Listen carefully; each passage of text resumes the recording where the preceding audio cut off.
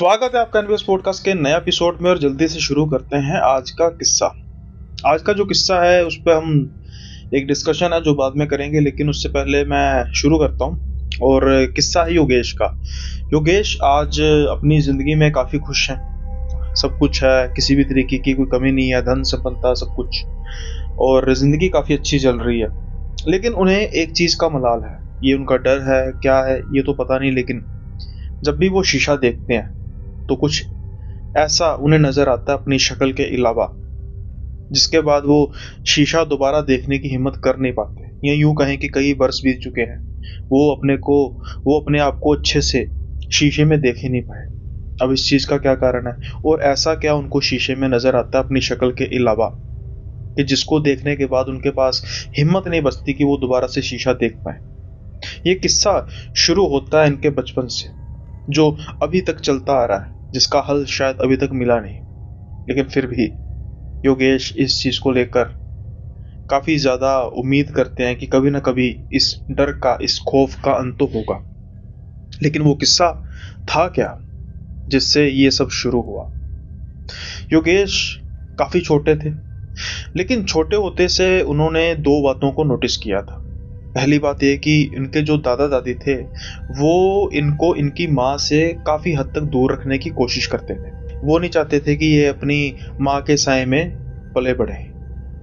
एक तो ये चीज़ होगी, और दूसरी चीज़ जो इनकी माँ थी वो भी कोई इनके साथ बहुत ज़्यादा लगाव रखती नहीं थी, बावजूद इसके कि ये इनके इकलौते बेटे थे। घर में पिताजी दादा दादी से तो बहुत इन्हें प्यार मिलता था, लेकिन माँ से कुछ रिश्ता है ही लगता इनका। अब ये बातें जब ये छोटे थे तब तो इनकी इतनी समझ में आती नहीं थी कि क्यों इनको दादा दादी अपनी माँ से दूर रखते हैं, क्यों इनको जो इनकी माँ है वो भी इनको इतना प्रेम नहीं करती। लेकिन एक दिन शायद इन्हें इस चीज का जवाब मिला कि इनके दादा दादी इनको अपनी माँ से दूर क्यों रखते हैं। एक बार ये रात के समय में अपनी दादी के साथ सो रहे थे। जो इनके दादाजी हैं वो शायद किसी काम से बाहर गए होंगे। इनको कुछ आवाज़ें आती हैं कुछ ही दूर, जो इनकी माता पिता का कमरा था नीचे की तरफ, और कुछ अजीब से तरीके की स्मेल आती है। ये स्मेल, तब तो उस स्मेल का जो ओरा था वो भांप नहीं पाए कि ये कैसी स्मेल थी, लेकिन अब इनको पता है कि वो कैसी स्मेल थी, जिसके बारे में हम बाद में बात करेंगे। ये सोच रहे थे कि इस तरीके की स्मेल इन्हें जिंदगी में आज तक नहीं आई, और इतनी गंदी स्मेल थी, और कुछ कुछ कमरे में धुआं भी था। इन्होंने शायद एक गलती की कि इन्होंने अपनी दादी को उठाया नहीं। ये उठते हैं और उस कमरे की तरफ जाना शुरू करते हैं, इनके माँ बाप के कमरे की तरफ, जहां से कुछ अजीब से तरीके की आवाजें आ रही थी। कुछ इतनी खतरनाक आवाजें कि जैसे जैसे कि उस कमरे में जाते जा रहे थे इनका दिल ही बैठे जा रहा था, लेकिन फिर भी ये जा रहे थे। जब ये एक, जो जिसे कहते हैं सुराग सा होता छोटा सा कमरे में, वहां से देखते हैं तो इनकी आंखें खुली की खुली रह जाती हैं, क्योंकि ये देखते हैं कि जो इनके पिताजी हैं वो एक तरह से हवा में लेविटेट कर रहे थे, जैसे किसी ने उनको गले से पकड़ा हुआ है लेकिन कोई नजर नहीं आ रहा। वहीं दूसरी ओर इनकी माँ इनके बिल्कुल पिता के सामने बैठी हुई है, और बीच में कुछ हवन कुंड जैसा कुछ आग जल रही है, जिससे वो धुआं निकल रहा था। शायद वो स्मेल भी वहां से ही निकल रही थी। इनके पिता तड़फे जा रहे हैं, इनके पिता तिलमिलाए जा रहे हैं, और वहीं दूसरी तरफ इनकी माँ की हंसने की आवाज आ रही थी। ये अचानक से देखते हैं कि इनकी माँ इनकी तरफ घूम के देखती है काफी खतरनाक तरीके से। लेकिन जो भी वो होती है औरत, कम से कम उस समय तक इनकी माँ नहीं होती।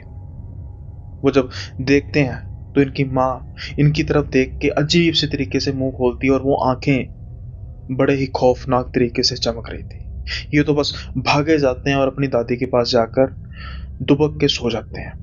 अब शायद इस चीज का किसी ने जवाब दिया ना हो इनको, लेकिन इनको जवाब मिल चुका था कि क्यों इनको इनकी माँ से दूर रखा जाता है। लेकिन सवाल और भी खड़े हो चुके थे कि इनके पिता के साथ ऐसा कर कौन रहा था, और जो वो माँ, जो तो पूरी साक्षात प्रेतनी लग रही थी उस दिन, क्या सच में वो इनकी माँ है या सच में वो प्रेतनी थी और सिर्फ माँ का नाटक किया जा रहा था। इनको, इनकी उम्र तब उतनी थी नहीं कि इस चीज को समझ सकें। अब इनकी दादा दादी से बात तो हुई होगी, तो इनके दादा दादी ने डिसाइड किया कि इनको बोर्डिंग स्कूल में भेजा जाए। घर से, जैसा मैंने कहा कि आज भी संपन्न है और पहले से भी संपन्न थे, बहुत संपन्न थे। अब कहीं न कहीं शायद इनके दादा-दादी और इनके पिताजी भी इस चीज़ को लेकर मुत्तमिन थे कि कम से कम इसकी माँ का साया अब इस पर नहीं पड़ेगा, क्योंकि हॉस्टल में, बोर्डिंग में जो तकरीबन साल के तो जितने भी दिन होते हैं, मोस्ट ऑफ द डेज़ अभी बच्चे जो होते हैं वो हॉस्टल में रहते हैं। और कई स्कूलों में ऐसा भी प्रावधान होता है कि छुट्टी में अगर बच्चा ना भी आना चाहे तो वहाँ पर उनके रुकने का प्रावधान किया जाता है, और ये इनके साथ भी ऐसा ही किया जाता था। ये बहुत कम समय होता था जब ये रुकते थे। एक बार ऐसी स्थिति आई, इनको आना पड़ा, क्योंकि जब इनको पता चला तो इनकी तो खुशी की सीमा रही नहीं कि ये इनका भाई या बहन आने वाला है। इनकी माँ प्रेग्नेंट थी। अब जब डिलीवरी की तारीख नज़दीक आती जा रही थी तो इनको भी पता था कि भाई बहुत जल्दी ही इनको भाई या बहन मिलेगा, खेलने को मिलेगा। ये काफ़ी अनजान थे। इनको नहीं पता था कि ये तो हॉस्टल में रह रहे हैं, और जब बच्चा होगा पहले तो वो बड़ा होगा, और जब बड़ा होगा ये और बड़े हो जाएँगे, और तब का क्या माहौल होगा। लेकिन एक बच्चे की ख्वाहिश है, उस पर क्या कहा जा सकता है। अब जब डिलीवरी को कुछ दिन बचे थे तो ये अपने घर में जाते हैं, और जो डिलीवरी थी वो घर में हो रही थी। जैसा कि मैंने कहा कि गाँव का माहौल था, हॉस्पिटल जो है वो लेकर नहीं जाया गया, बावजूद इसके कि ये समर्था रखते थे। क्या कोई कारण था?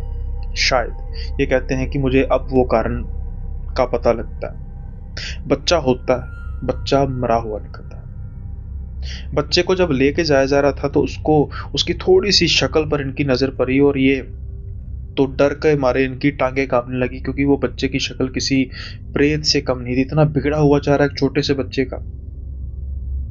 जैसे ही वो बच्चा मरता है, एक तो उस बच्चे के मरने का दुख तो सबको होता है, लेकिन एक अजीब से तरीके का डर वो भी सारे के सारे घर में फैला हुआ था। इनकी माँ आज पहली बार शायद ये महसूस कर पा रहे थे कि इनको काफ़ी करुणा से देख रही है। क्या बच्चे के मरने के बाद अब इनकी ममता जाग चुकी इनके लिए? ये ऐसा मानते नहीं थे। ये वापस अपने स्कूल में चलते हैं, और दिन बीतते जाते हैं, दिन बीतते जाते हैं, लेकिन एक बार इनको एक फ़ोन आता है।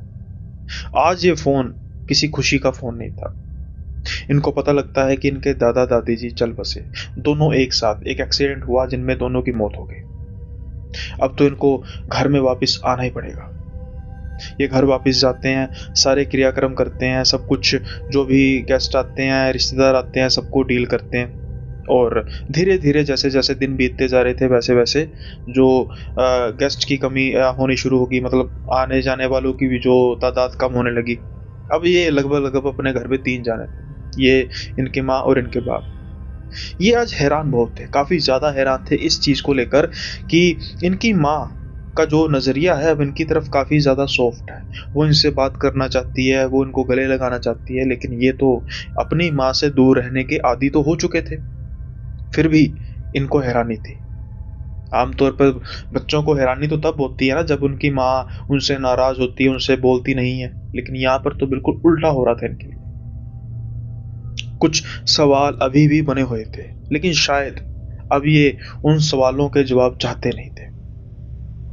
अब कुछ दिन बीतते हैं तो एक बार ये खड़े होते हैं अपने घर के, जो इनका रूम होता है फर्स्ट फ्लोर में, उसके बाहर एक बहुत बड़ी बालकनी होती है विदाउट टेरेस।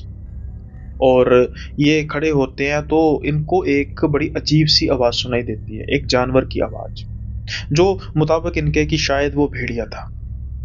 अब ये काफ़ी ज़्यादा हैरान हो जाते हैं, क्योंकि कभी भी इन्होंने ऐसा नहीं सुना था कि गाँव में भेड़िए भी होते हैं। होते होंगे, कई गाँव में होते होंगे, लेकिन जिस इलाके में इनका गाँव है, उस इलाके में भेड़िए जैसा जानवर पाया ही नहीं जाता। अभी ये इस चीज़ को सोच ही रहे थे, इस चीज़ के बारे में कि ऐसा हो कैसे सकता है। अचानक से इनको अपने घर की छत पर अजीब से आवाज़ आती है, जैसे कोई छत पर चढ़कर पैर को छत पर मारे जा रहा है। अब एक नॉर्मल जो इंसान होगा वो कितना तेज से मार सकेगा, लेकिन जो ये आवाज़ थी, ना ही सिर्फ वो आवाज़ थी बल्कि ये कंपन भी कर रही थी। कंपन कर रही थी पूरे घर में, जैसे कोई इंसान नहीं बल्कि हाथी पैर को मार रहा है। धम धम। ये डरते हैं पहले, इनको इस चीज़ को सोच रहे थे कि ऐसा हो कैसे सकता है, लेकिन अचानक से जब ये देखते हैं कि अंदर की तरफ, ये बाहर खड़े थे, अंदर की तरफ एक परछाई है जो इनके बिल्कुल करीब आती है, और बीच में सिर्फ एक शीशे की दीवार थी। वो अपने नाखून से शीशे को रगड़ती है।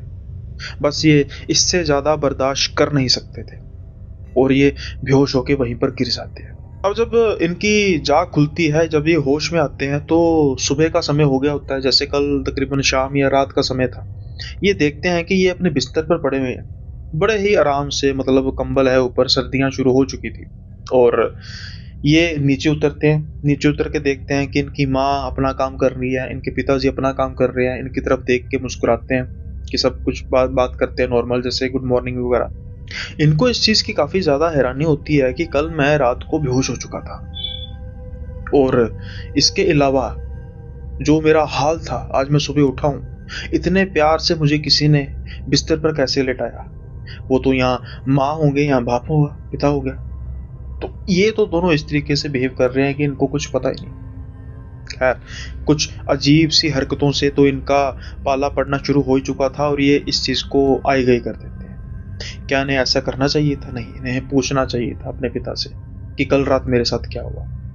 लेकिन वो तो ऐसे थे कि जैसे तो उनको कुछ इस बात का पता ही नहीं है। अब उस दिन इनके पिता कहते हैं कि खेतों में राउंड लाने चलें। ये खुश हो जाते हैं कि भई एक गाँव में रहने वाला लड़का जो गाँव में बेसिकली रह ही नहीं रहा, तो हम खेतों में चलेंगे। अब ये अपने खेतों की तरफ जाना शुरू करते हैं, और इनके खेत बहुत बड़े थे, बहुत बड़े खेत थे। अपने गाँव में या कह सकते हैं कि सबसे अमीर घर इनका एक था। ये खेतों में जाते हैं, सारा दिन ये खेतों में घूमते हैं, अलग-अलग तरह की फसलें, अलग-अलग तरह की सब्जियाँ, फल, सब कुछ देखते हैं।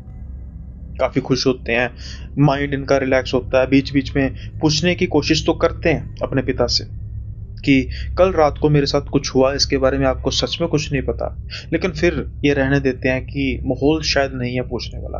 अभी कुछ ही दिन पहले दादा-दादी गए हैं, शायद मुझे उस तरीके से जवाब मिले नहीं, फिर किसी दिन मैं इस चीज़ के बारे में पूछूँगा। अब ये जब वापस जाना शुरू करते हैं तो तब तक शाम हो चुकी थी।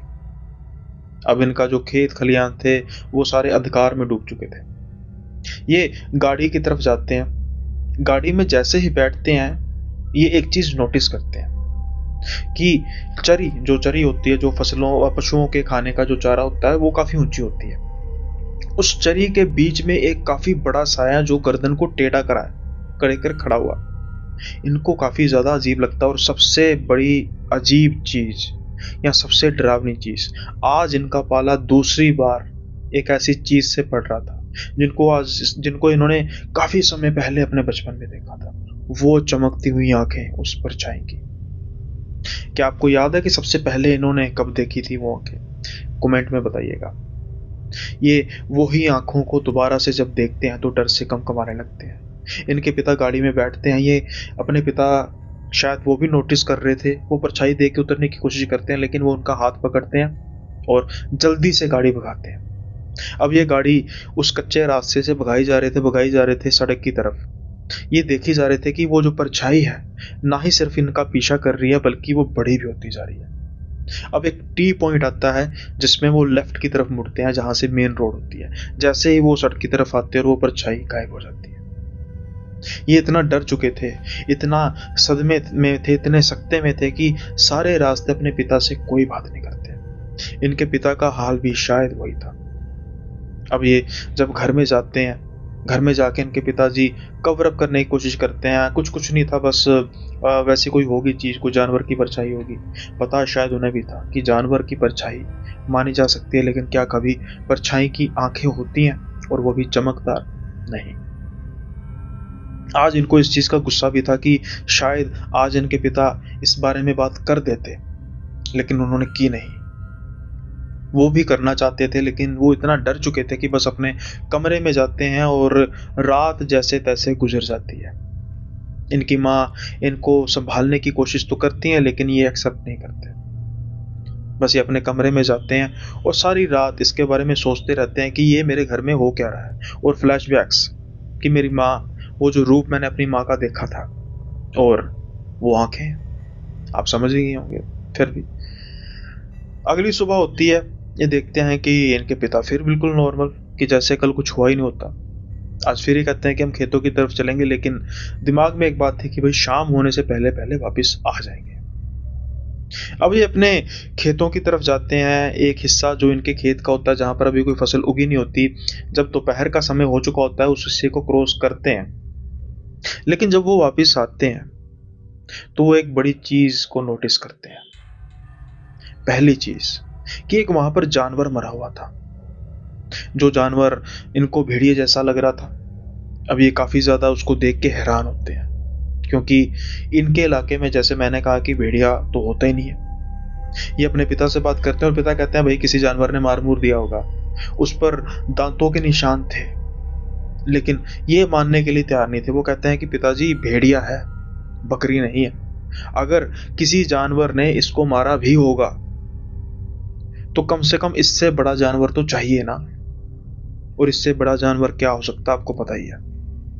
वो या तो शेर होगा या तो चीता होगा, और ऐसे जानवर हमारे इलाके में पाए ही नहीं जाते। वो गंध अब इनको फिर से आने लगती है, वही गंध जो इन्होंने काफी साल पहले सूंघी थी, और इतनी बुरी और इतनी बेकार और इतनी ज्यादा डिप्रेस करने वाली गंध थी। वो देखते हैं कि वो गंध किस तरफ से आ रही है। अब जब वो आगे बढ़ना शुरू करते हैं, वो देखते हैं कि खेत के बीच में एक गटर नुमा चीज है, जो गटर का ढक्कन होता है ना, वैसी। ये तो देख के हैरान रह जाते हैं, और इनके पिताजी भी, कि ऐसा कैसे हो सकता भाई, खेत में कैसे गटर आ गया। ये अपने पिता की तरफ इशारा करते हैं कि ये कहां से आ गया। वो भी इस चीज को लेकर हैरान थे कि अभी कुछ ही समय पहले तो हम यहां से गए हैं। वहां तो तब ना जानवर था ना गटर था, उसका ढक्कन। अब वापसी में ना दूर से इनको कोई इंसान नजर आ रहा था। कौन हो सकता है जो इसको वहां पे रखेगा। पर अब ये गटर को उठाना शुरू करते हैं, उस ढक्कन को उठाना शुरू करते हैं, और इतने में ही मौसम अचानक से तब्दील होता है। जहां पर दोपहर के समय में सूरज चमक रहा था, वहां पर काली घटा छा जाती है। ये यूं कहें कि दिन से फिर रात हो जाती है। हल्की हल्की बूंदाबांदी में ये उस गटर को खोलने की कोशिश कर रहे थे, उसका ढक्कन उठाने की कोशिश कर रहे थे। जैसे ही उसका ढक्कन उठाते हैं और वो बदबू एकदम से तेज होती है, और इनको नजर आती हैं अपनी जिंदगी में तीसरी बार वो चमकती हुई आंखें, घुर्राने की आवाज, किसी जानवर की नहीं, किसी हैवान की, जो उस गटर की गहराइयों से इनकी तरफ आता जा रहा था। ये जल्दी से उसके ढक्कन को फिर ऊपर रखते हैं और भागते हैं दोनों। फिर दोनों भागते हैं, घर में जाते हैं। आज भी ये अपने पिता से किसी तरीके की बात नहीं करते, लेकिन इनके पिता इनके पीछे पीछे इनके रूम में आते हैं। वो कहते हैं कि बस आज बहुत हो गया बेटा, तू अपना सामान पैक कर और जल्दी से जल्दी, जितनी जल्दी हो सकता है, यहां से निकल। इनके पिता डरे हुए तो रहते थे, इनके पिता परेशान तो रहते थे, लेकिन आज तक भी इस तरीके की, इस लेवल की परेशानी कभी इन्होंने अपने पिता के मुंह पे देखी नहीं थी। वो समझ नहीं पा रहे थे, लेकिन आज इनको इनके सवालों के जवाब तो मिलने वाले थे कि ये सब कुछ चल क्या रहा है। क्या कुछ ऐसा है जिसका रिश्ता मेरी माँ से है? क्या कुछ ऐसा है जो गलत हुआ जिसके बारे में मुझे पता नहीं? इनके पिता कहते हैं, जब ये बात बोलते हैं तो फिर ये भी कहते हैं कि पहले मुझे मेरे सवालों के जवाब चाहिए पिताजी, मुझे बताइए कि सब कुछ ये चल क्या रहा है। और आज इनके पिता की हिम्मत शायद जवाब दे चुकी थी, क्योंकि उनको शायद लगने लगा था कि कहीं ना कहीं अब मेरे जो बच्चा है, इकलौता बच्चा, उसकी भी जिंदगी अब सलामत नहीं है यहाँ पे। तो बेहतर यही होगा कि उसको यहाँ से लेकर जाया जाए। अब वो बताना शुरू करते हैं कि जब मेरी शादी नहीं हुई थी ना बेटा, तो हमारी कोई इतनी, आज इनकी 90 एकड़ जमीन है। तब हमारी जमीन कुछ 4-5 एकड़ के आसपास थी। ठीक ठाक परिवार था, गुजारा मुश्किल से होता था लेकिन हो जाता था। फिर मेरी शादी हुई। शादी के बाद तो तेरी माँ जैसे लक्ष्मी का रूप धारण करके हमारे घर में आई। दिनों दिन हमारी तकदीर जो है वो बदलनी शुरू हो गई। 4-5 एकड़ से 10 एकड़, 20 एकड़, 50 एकड़, 90 एकड़ जमीन। इस गांव के सबसे अमीर आदमी है, ना ही सिर्फ आज बल्कि बरसों से। लेकिन जिस औरत को मैं, मेरी माँ, मेरा बाप लक्ष्मी तुल्य समझते थे, वो लक्ष्मी नहीं थी। वो तो ऐसा काम कर रही थी जिसकी वजह से घर में धन संपत्ता तो आ रही थी, लेकिन साथ की साथ में ऐसा प्रेत, ऐसा हैवान आ रहा था जिसके बारे में कभी हमने सोचा भी नहीं था कि तुम्हारी माँ ऐसा कुछ कर सकती है। दरअसल उसने सिद्धि की थी एक खबीज की। खबीज उसकी डिमांड को तो पूरी कर रहा था, उसको धन दे रहा था, संपत्ता दे रहा था, लेकिन खबीज की भी एक मांग थी। वो चाहता था कि उसको एक शरीर मिले, जिसमें वो वास कर सके और हर एक उल्टा काम कर सके। कुछ देर वो खबीज तेरी माँ के शरीर में था। अब इनको वो याद आ रहा था जब इन्होंने वो रूप देखा। वो इनकी माँ का रूप तो था ही ना, वो तो था एक प्रेतनी या फिर एक खबीस। लेकिन उसके बाद उसने कोशिश की कि वो हमारे बच्चे के रूप में जन्म ले, लेकिन शायद वो बच्चा, तुम्हें याद है ना, तुम्हारा भाई पैदा होते ही मर गया। वो शायद उस कबीज की शक्ति को सहन नहीं कर पाया और उसी समय के बाद वो तेरी माँ के शरीर में से भी निकल गया और वो अब तेरे पीछे है। इतने सालों में वो तेरे पीछे पड़ा नहीं। हमने तो तेरी माँ को इसी वजह से दूर रखा। तेरी माँ को आभास हुआ इस चीज का कि उसने बहुत बड़ी गलती कर दी है। जब तक वो खबीज उसके शरीर में था तब तक तो उसको तेरी किसी की कोई परवाह नहीं, लेकिन बाद में वो सुधरी। लेकिन देर बहुत हो चुकी थी। फिर हमने कोशिश शुरू की उसको खबीज को अपने घर से दूर रखने की। हमने तांत्रिक से बात की, बड़े से बड़ा तांत्रिक बुलाया। उस तांत्रिक ने अनुष्ठान किए। अनुष्ठान करने के बाद उसने कहा कि इसको सालों लगेंगे और कुछ सालों बाद उसने एक नारियल नुमा चीज दी थी और उसने कहा था कि जो ये नारियल है इसको जल में प्रवाह करना है कुछ सालों बाद, जिसकी मियाद कुछ ही समय पहले खत्म हुई है। और हाँ, एक बात, जब इस नारियल को प्रवाह करने जाओगे, जो काफी घर से दूर होना चाहिए, ऐसा नहीं कि पास वाली नहर में कर दिया। एक बात का ध्यान रखना है कि घर में किसी दूसरे शख्स को पता नहीं होना चाहिए कि हम ये काम करने जा रहे हैं। बस चलते फिरते अब हम घर से निकलने लगे, चलो चलते चलते उस नारियल को पकड़ा, अपने साथ रखा और चल दिए। अगर ऐसा ना हुआ तो कुछ बहुत बड़ी अनहोनी हो सकती है और वो हुई भी। क्योंकि जिस दिन तेरे दादा दादी ये सब कुछ करने जा रहे थे, ना ही उनको याद था और ना ही मुझको याद रहा इस बात का। वो जाते जाते कह के जा रहे थे कि बस आज इम्बला को अपने घर से हमेशा के लिए दूर लेके जा रहे हैं, हम ये नारियल को परवाने जा रहे हैं। और रास्ते में ही अनहोनी घटी। तेरी माँ, तेरी दादी और तेरा दादा चल बसे। लोगों की नजरों में वो बेटा एक्सीडेंट है, लेकिन हमारी नजर में वो एक हत्या है, उस खबीस के द्वारा की गई हत्या। अब तक वो हमारे घर के 3 जीवों को मार चुका है बेटा, तेरे दादा दादी और तेरा नवजात भाई। अब उसको एक शरीर चाहिए, जवान शरीर। लगता है वो तेरे पीछे है। मैं नहीं चाहता कि तू उस चीज को लेकर तू उस चीज में पड़े और जल्दी से तू भाई निकल, यहां से निकल जा। आज इतने सालों बाद जो इनका प्यार था अपनी माँ के लिए उमड़ चुका था। इनकी माँ ने गलती तो की, लेकिन जब इनको ये बात का पता लगा कि उनको पछतावा है, वो भी तो मेरे से उतना ही प्यार करती हैं जितना मैं उनसे करता हूँ, ढका छुपाई से। वो चाहते थे कि अपनी माँ के गले लग के रोएं। ऐसा ही किया जाता है, लेकिन अब इनको जाना था। बड़े दुखी मन से ये जा रहे थे। पहले कभी भी ये घर से जब वापस जाते तो इनका मन भारी नहीं होता था, क्योंकि इनको अपनी माँ, जब ये माँ से बिछुड़ते थे तो उसका दुख नहीं होता था। लेकिन आज इनको अपनी माँ से बिछुड़ने का काफी ज्यादा दुख है। जब ये जाते जा रहे थे अपने घर से तो भारी मन था इनका। क्या आज हालात सुधरे हैं बकौल इनके कि शायद किसी ना किसी वजह से कुछ हद तक वो खबीस मेरे से दूर है, लेकिन इतने भी नहीं। जब ये अपने हॉस्टल में गए तो वही शीशे में इनको चमकती हुई आंखें दिखाई देती थी। ये डर जाते थे। इसका इन्होंने सोल्यूशन भी लगाया कि एक साथ में ही मंदिर था जहां पर एक कमरा था, इन्होंने वो कमरा ही ले लिया कि उस कमरे में सोते थे। तब इनको कुछ भी कोई समस्या नहीं आती थी। लेकिन उसके बाद कॉलेज छोड़ना पड़ा, जब डिग्री पूरी होने के बाद अपने घर आना पड़ा। शहर में इन्होंने घर लिया, गांव में तो नहीं जाते। लेकिन वो आंखें आज भी इनको उस शीशे में नजर आती हैं। वो खबीस की आंखें, वो प्रेत की आंखें। ये सोचते हैं कि ना जाने कब इससे पाला छूटेगा। आई होप जल्दी छूटे।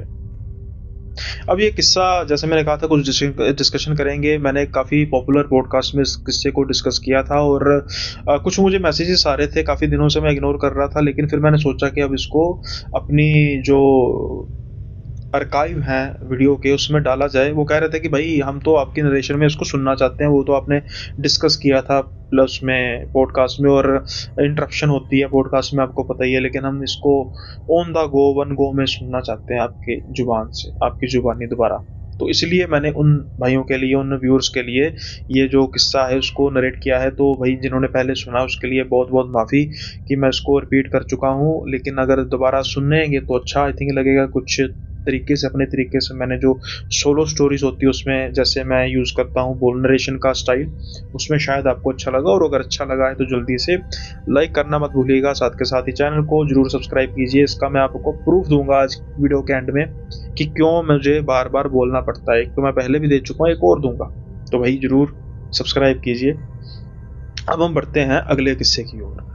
अगला किस्सा जो है वो पहाड़ी एक राज्य का किस्सा है, हिमाचल का किस्सा है। और भाई ने मुझे कहा है कि भाई नाम ना लेना, जगह का नाम ले लेना, और ये जगह पालमपुर के आसपास की जगह। एक ऐसा किस्सा जो इनके साथ काफ़ी अजीब तरीके से हुआ और ये बताते हैं। अब थोड़ा सा कुछ दिनों से मैं टाइम नहीं दे पा रहा सही तरीके से, और उसकी वजह से आई एम रियली सॉरी कि अगर कुछ किस्से में भाई थोड़ा सा ऊपर नीच ऊंच नीच हो जाए। तो ये बता रहे हैं कि ये अपने गांव में रहते हैं, पालमपुर में रहते थे, अब तो ये स्टडी कर रहे हैं किसी दूसरी जगह पे। लेकिन जब ये अपने गांव में रहते थे तो इनको किसी काम के लिए अपने जो गांव है वहां पर दूसरी जगह पे जाना पड़ा। तो इनका एक रास्ता था जो नॉर्मल रास्ता था, और एक शॉर्टकट रास्ता था जो तकरीबन जंगल से होकर गुजरता था। इनके साथ इनका दोस्त भी था। अब इनका दोस्त जो है वो इस शॉर्टकट रास्ते से दोनों जाते हैं। लेकिन जब ये वापिस आते हैं तो कुछ ऐसा घटता है जिसके बारे में इन्होंने ज़िंदगी में भी कभी सोचा नहीं था। ऐसा क्या घटा?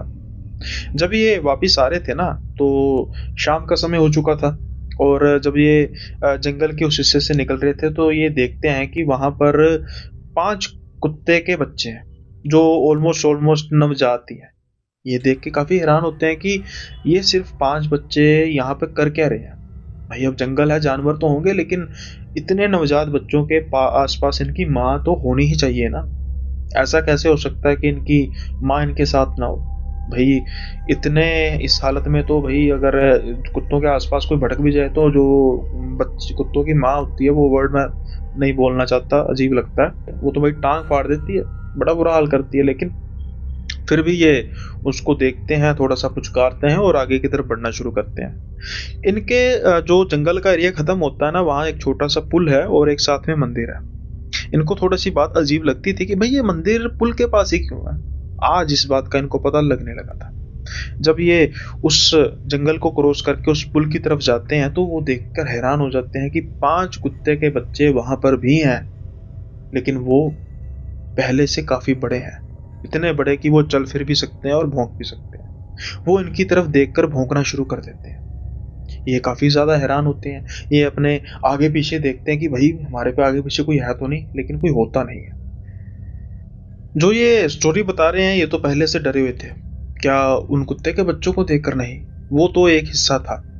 उससे पहले इन्होंने एक पेड़ के पास, जो इनका दोस्त था, उस जब वो चल रहा था इनके आगे आगे, एक पेड़ के पास एक सफेद कलर का साया देखा था। इन्होंने पलक झपकी और जब दोबारा देखा तो वो वहां पर था नहीं। इनको लगा कि वहम है। ये पूछना चाहते थे अपने दोस्त से, लेकिन ये डर चुके थे। ये और भी ज्यादा डर चुके थे, क्योंकि जब वो कुत्ते अपने देख रहे थे और वो कुत्ते इनकी तरफ देख के भौंके जा रहे थे। ये किसी तरीके से उन कुत्तों के आगे की तरफ जाते हैं, और इन्होंने एक जगह पे स्कूटी लगा के रखी थी, क्योंकि आगे का जो इलाका था वो जंगल का था, वहां से तो स्कूटी से जाया नहीं जा सकता था। तो वो स्कूटी पर बैठते हैं और चल देते हैं। अब इनका दोस्त कहता है कि तुम्हें पता है कि मैं तुम्हें जल्दी चलने के लिए क्यों कह रहा था? क्योंकि सारे रास्ते में ना वो बार बार कह रहा था कि जल्दी चल जल्दी चल। तो ये पूछते हैं कि नहीं भाई मुझे नहीं पता। तो वो कहता है कि मुझे वहां पर एक परछाई नजर आई, सफेद कलर की। अब इनको इस चीज का आभास हो चुका था कि जो इन्होंने देखा वो इनका वहम नहीं था, वो सच में कोई परछाई थी, जो इन्होंने भी देखी, इनके दोस्त ने भी देखी। हाँ, उन्होंने समझदारी ये दिखाई कि उन्होंने इसके बारे में डिस्कस नहीं किया, क्योंकि जब इन चीज़ों से हम डर जाते हैं तो फिर असली खेल शुरू होता है खेल प्रेत का। खैर, अब ये अपने घर में वापस आते हैं, इनका दोस्त इनके घर वापस जाता है। कुछ दिन बाद ये पता करने की कोशिश करते हैं अपने दोस्त से हालचाल, लेकिन वो कहता है कि उसकी जो तबीयत है वो काफ़ी ख़राब रही। इनको बीच-बीच में स्लीप पैरालिसिस भी होता रहा और फिर एक सपना आता है, जिसके बाद तो इन दोनों ने तौबा कर दी कि ज़िंदगी में कभी भी उस रास्ते से नहीं गुजरेंगे। क्योंकि ये इनका जो दोस्त है वो कहता है कि मुझे सपना क्या आया कि एक परछाई वैसी ही सफ़ेद कलर की मेरे पास आती है जहाँ पर मैं लेटा हूँ। वो मुझे कहती है कि अगर तुम उस रास्ते से दोबारा गए तो तुम्हारे टुकड़े करके जो वो कुत्ते हैं ना उनको ही खिला दूंगा। क्या था वो, कोई प्रेत, कोई छलावा, ये तो पता नहीं, लेकिन उन्होंने कभी भी दोबारा जिंदगी में वो रास्ता इख्तियार नहीं किया। अब उनको शायद इस बात का पता लग भी चुका होगा कि मंदिर वहां पर क्यों बना हुआ है। छोटा सा किस्सा था, लेकिन भाई जिंदगी का कोई शॉर्टकट नहीं होता, तो कोशिश कीजिए कि थोड़े से लंबे रास्ते जो होते हैं उनको इख्तियार कर लीजिए, और ऐसे रास्तों के बारे में जिसके बारे में आपको पता ना हो वैसे रास्तों से आप मत जाया कीजिए, तो अच्छा रहेगा। आई होप ये किस्सा आप सबको पसंद आया होगा, और अगर आपको पसंद आया तो लाइक करना मत भूलिएगा, साथ के साथ ही शेयर जरूर कर दीजिए। अब हम बढ़ते हैं अगले किस्से की ओर। ये किस्सा जो है वो जितना अजीब है उतना ही मार्मिक भी है, कि क्या कुछ ऐसी चीज़ें होती हैं जो हमारा ख्याल रखती हैं, या फिर ख्याल रखने के बहाने हमारा कुछ अहित करना चाहती है। आज का किस्सा ऐसा ही है। तानवी और अरिहंत एक नए घर में शिफ्ट हो रहे थे। वो अपना दूसरा शहर छोड़ चुके थे। छोड़ने का कारण तो बेसिकली ये था कि उनके पिताजी की बदली हुई है, लेकिन कुछ ऐसी दर्दनाक यादें थी जिसकी वजह से उनको वो घर छोड़ना पड़ रहा था। वो शहर छोड़कर वो खुश थे, दुखी नहीं थे। ऐसा भी क्या था। अब ये नए घर में शिफ्ट हो रहे थे, तानवी, अरिहंत और इनके पिता। कोई मिसिंग था? जी हाँ, इनकी माँ मिसिंग थी। और ऐसा नहीं है कि कोई इनके पिता का इनकी माँ से तलाक हुआ या कुछ हुआ, वो इस दुनिया में नहीं रही थी। अभी ये इतने बड़े भी नहीं हुए थे कि इस दर्द को सह सके, लेकिन फिर भी जिंदगी है, जीनी तो पड़ती ही है ना भाई। अब धीरे धीरे जिंदगी को चलाने के लिए जब इन्होंने शहर छोड़ा तो इनके पिता को भी इस चीज़ की उम्मीद थी कि घर की यादों से बाहर निकलेंगे। शहर में जहाँ जब ये अपनी माँ के साथ जाते थे दोबारा से उन रास्तों की तरफ जाएंगे तो दुख तो होता ही है। लेकिन इस नए घर में कोई इनका इंतजार कर रहा था, या थी ये तो पता नहीं, लेकिन था इंतजार। अब कैसे? इसी जो ये कारण है इस बात मेरे करने का, वो ये है कि ये रात को अपने सोते हैं, जब सामान पैकिंग वगैरह सब कुछ होती है, अगले सुबह जब ये उठते हैं तो ये दोनों नोटिस करते हैं कि दोनों के बेड के पास जो टेबल होता है वहां पर एक गिलास पानी का भरा पड़ा था।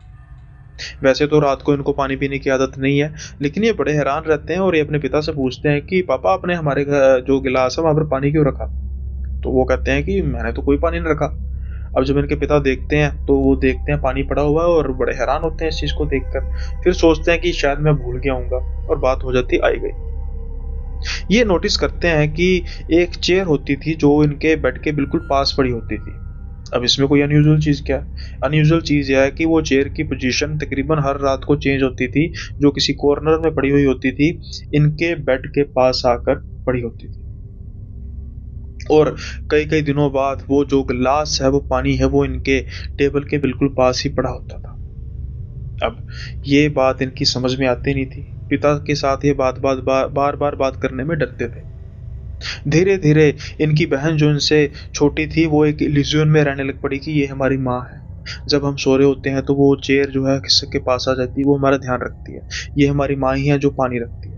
लेकिन मैंने अपनी बहन को बिल्कुल सख्ती से मना किया हुआ था कि इस पानी को नहीं पीना। मेरी बहन मुझसे प्यार तो करती थी, लेकिन डरती भी उतना ही थी। ना ही मैंने कभी पानी पिया, ना ही कभी मेरी बहन ने पानी पिया।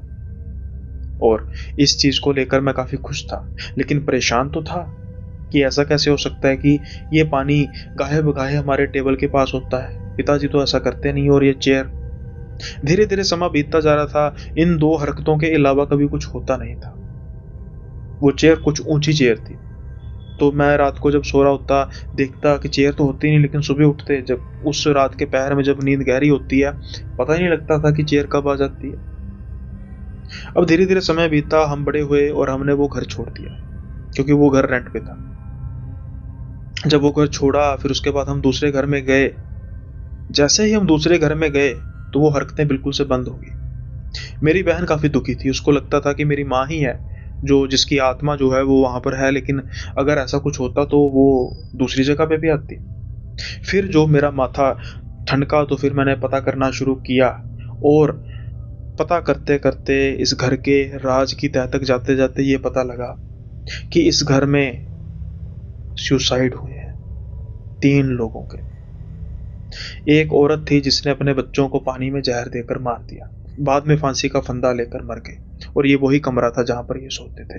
ये कहा जाता है कि इस घर में आत्मा का वास है जिसने उस औरत को अपने बच्चों को मारने के साथ-साथ खुद सुसाइड करने के लिए मजबूर किया।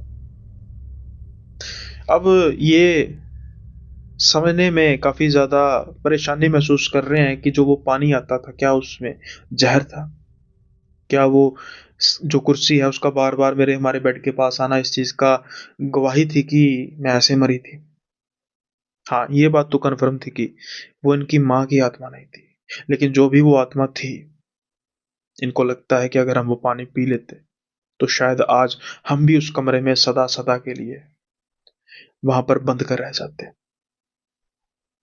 अब इसका तो पता पानी पीने के बाद ही लगना था, और मुझे खुशी है कि आपने वो पानी नहीं पिया, ना ही आपकी बहन ने।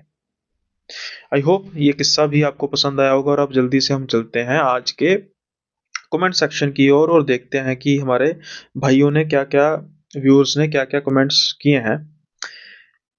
ये रशपाल जी हैं, शायद रशपाल जी मैंने आपका एक बार नाम ले लिया है, लेकिन मुझे याद नहीं है, तो इसलिए मैं दोबारा ले रहा हूँ कि भाई मुझसे गलती ना हो जाए और नाम छोड़ जाए। रशपाल जी कह रहे हैं, लव यू पाजी फ्रॉम हरियाणा। रशपाल संधू, प्लीज पाजी नाम जरूर ले लेना नेक्स्ट वीडियो चो। तो रशपाल जी, धन्यवाद बहुत बहुत आपका देखने के लिए।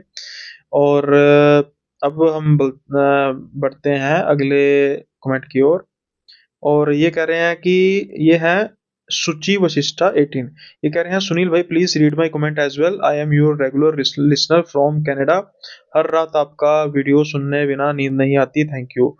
Sushi Vashishtha ji, thank you so much कि आप रोज कंटेंट देखती हैं, और यही मेरा सौभाग्य है कि इतनी इतनी दूर से भी व्यूज देखते हैं, और यही मेरा मोटिव भी है कि रोज कंटेंट को अपलोड करने का, कि भाई जो रोज कंटेंट सुनना चाहते हैं उनको किसी चीज़ की कमी ना रहे कंटेंट की।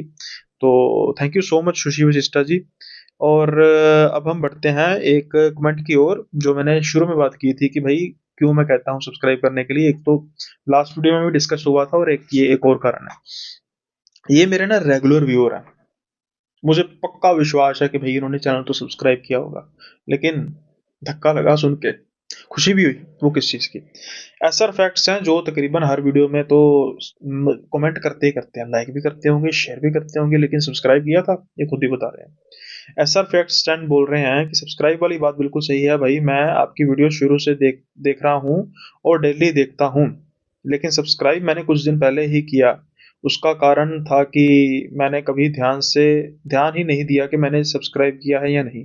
मुझे लगा था मैंने सब्सक्राइब किया हुआ है शुरू से, क्योंकि आपकी वीडियो रेगुलर देखता हूँ, और कि ये भी कारण था कि मैं प्लेलिस्ट में ऐड करके वीडियो फ़ोन को साइड में रखकर सोते-सोते देखता हूँ। मैंने कभी ध्यान नहीं दिया था कि जब मैंने देखा कि